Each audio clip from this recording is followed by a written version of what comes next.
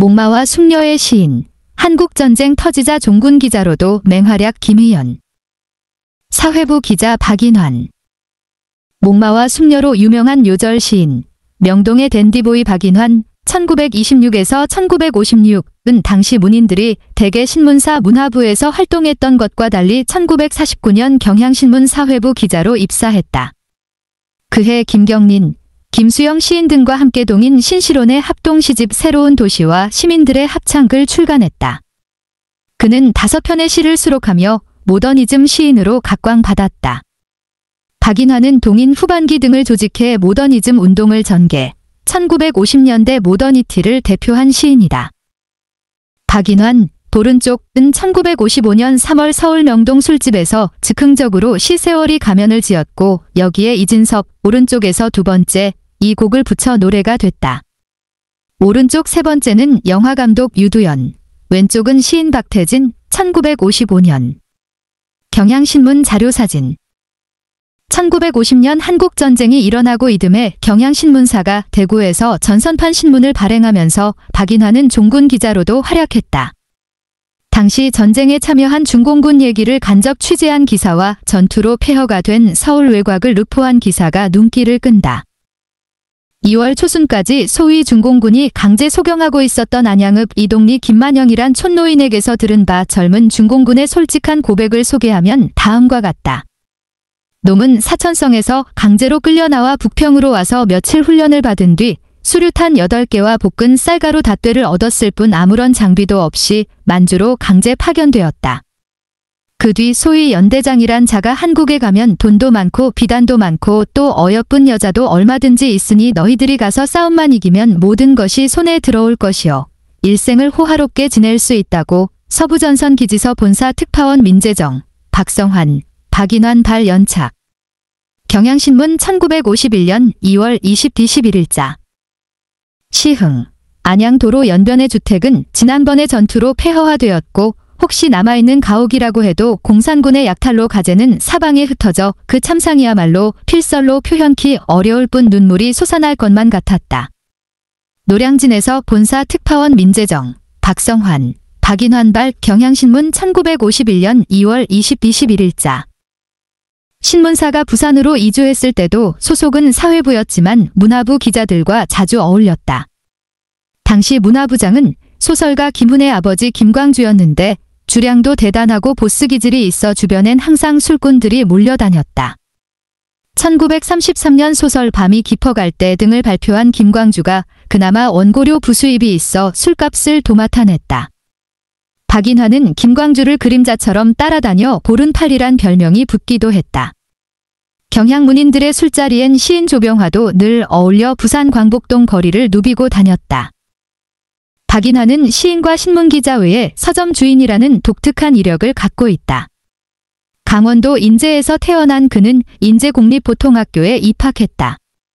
부친 박광선은 면사무소에 다니고 있었는데 머리가 좋고 똑똑한 아들의 교육을 위해 서울로 생활터전을 옮겼다.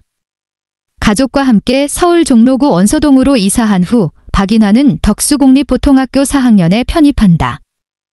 이후 경기국립중학교로 진학하지만 이 무렵 영화와 문학의 세계로 빠져들며 공부 대신 세계문학 전집과 일본 상징파 시인들의 시집을 붙잡았다.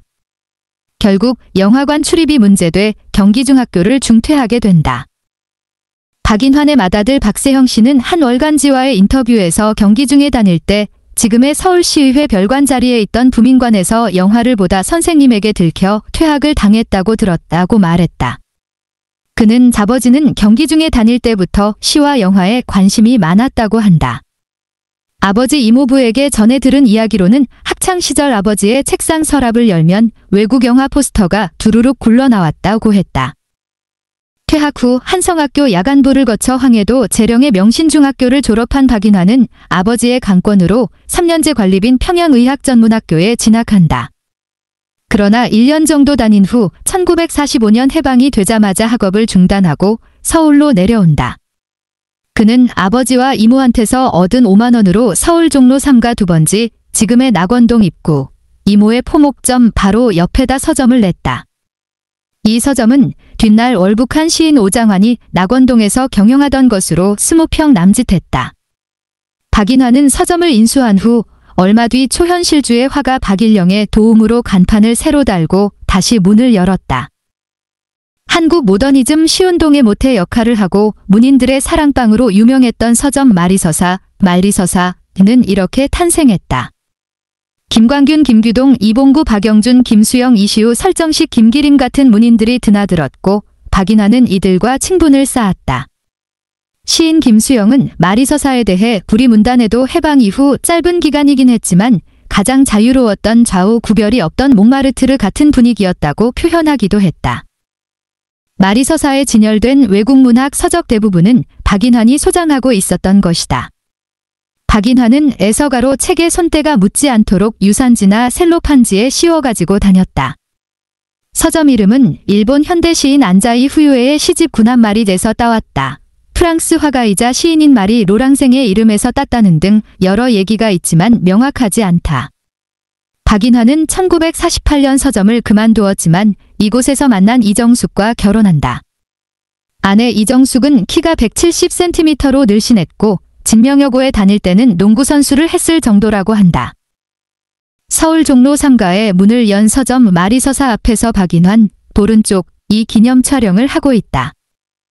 시인 김규동은 목마와 숙녀, 범우에서 박인환론을 통해 친구로서 문인으로서 느낀 박인환에 대해 털어놨다. 박인환은 마치 시위라도 하듯이 영국 신사처럼 잔뜩 모양을 내고 다니는 습관이 있었다. 꾀죄죄하게 하고 다니는 것들을 보면 야, 거 좀 벗어 버려라 무슨 모양이 그러냐 따위의 핀잔을 주곤 했었다. 평소에 흔히 주머니에 시고를 넣고 다니던 그였다. 언제나 시를 생각했고 또 썼다. 부산 피란 시절에 우리는 모두 객지에서의 물질적 궁핍에 견디기 어려워했으나 인환은 그런 것을 비교적 잘 견디는 성격이었다. 당장 저녁살이 없어도 다방에 진을 치고 앉아서 문화와 문학을 이야기하고 새로운 시와 음악에 대해 다투어 장광설과 흥분을 털어놓을 만큼 열중했다. 1952년 경향신문에서 퇴사한 박인환은 대한해운공사에 입사했다. 생활고로 처가살이를 한 그가 가장 노릇을 위해 직장을 옮겼던 것으로 보인다. 1955년 목마와 숙녀가 있는 박인환 선시집을 발간했다. 목마와 숙녀는 대표작으로 우울과 고독 등 도시적 서정과 시대적 고뇌를 담고 있다. 그의 시인 생활은 10년이 채 되지 않는다. 자신의 첫 시선집을 낸 이듬해 생을 마쳤기 때문이다. 작고 일주일 전 지금 그 사람 이름은 잊었지만 로 시작되는 세월이 가면이 만들어진 일화는 유명하다. 명동의 한 술집에서 박인환이 즉흥시로 읊은 것으로 알려졌고 방송인 이진섭이 곡을 붙여 노래가 됐다. 나의 심이 불러 국민적 사랑을 받은 곡이다.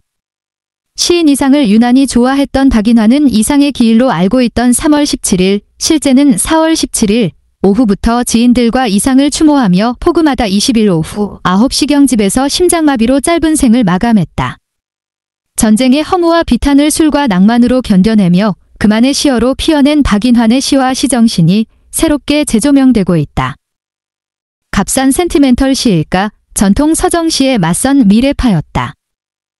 박인환은 통속적 값싼 센티멘털리즘, 부족한 한국어 구사력 등으로 시인의 자질이 의심스럽다는 평가를 종종 받아왔다.